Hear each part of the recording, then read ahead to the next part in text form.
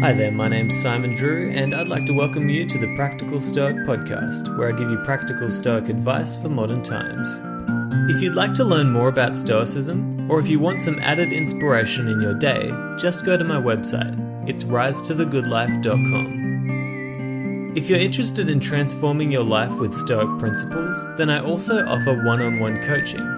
To book your first free session, just head to risetothegoodlife.com/coaching and follow the links. But for now, enjoy this episode. Hi there, my name's Simon Drew, and welcome to the Practical Stoic Podcast. One of the main ideas preached by the great Stoic philosophers is the idea that we should always be looking for ways to accept personal responsibility.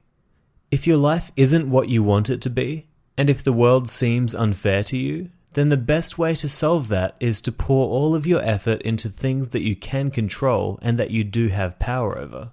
Now, seeing as you really don't have much power over the world and how it works, or over how people treat you, it stands to reason that the best way to make change in your outer world is to start with your inner world, which you do have control over. And put in a different way, the best way to see change in your life, career, and relationships is to become the change that you want to see. Take personal responsibility for the role that you play in your own life, and choose to be that change. This principle works not only in a person's individual life, but also in the larger community. Social change, in my opinion, is not driven by groups, but rather by individuals who decide to become the change that they want to see in society. That's why every year we are becoming more tolerant and understanding, and that's why the latest generation is said to be the most accepting generation of all time. Because as time moves on, more and more people start to adopt new ideas and beliefs and mindsets. And these individuals are the ones who are driving the positive change in the world.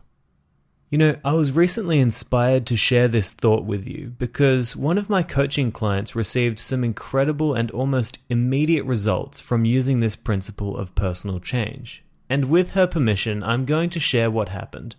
So, a couple of weeks ago, we had our weekly session, and she mentioned to me that she was going to spend a few days with her mother. Their relationship had never been great, and there was always tension between the two of them, and so she felt as though it would be a rough few days. The following week, when we were talking about the trip and how it all went, my client told me that although she did have a nice time, there was still a vibe of negativity, and again, they really didn't click. It definitely wasn't a bad trip, but by the end, she still felt like she left there with a bad taste in her mouth. There was tension still, and there were moments when she really didn't feel as though she could be herself around her mother.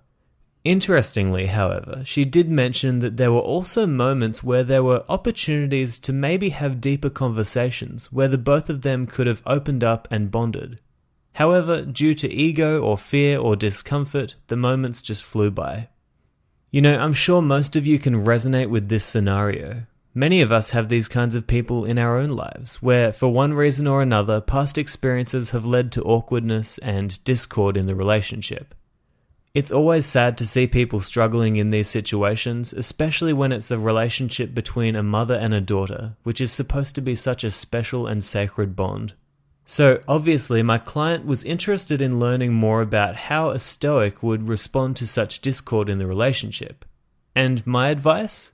Look at what you can control, take responsibility, and become the change that you want to see.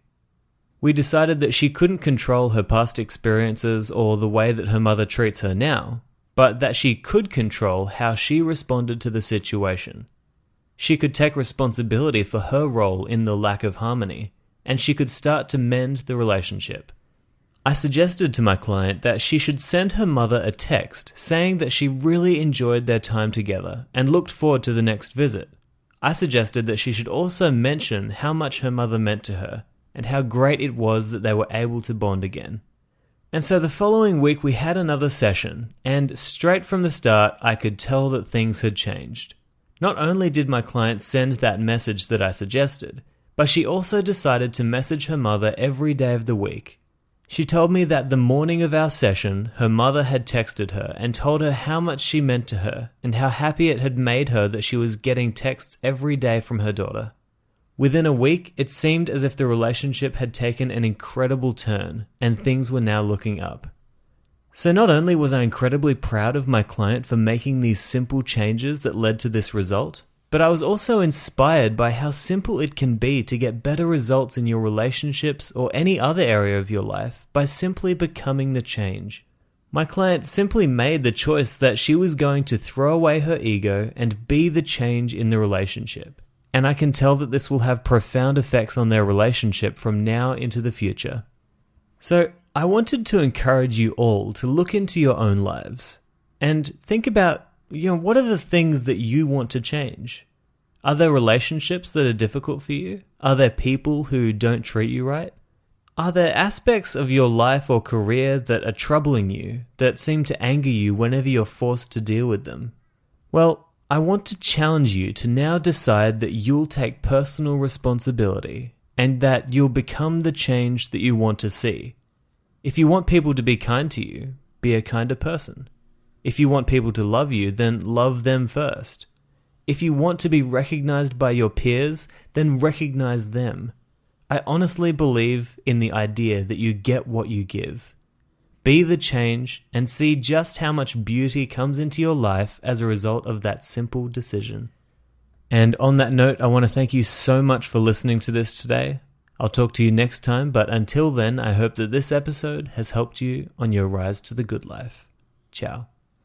Thank you so much for listening to this episode of the Practical Stoic Podcast.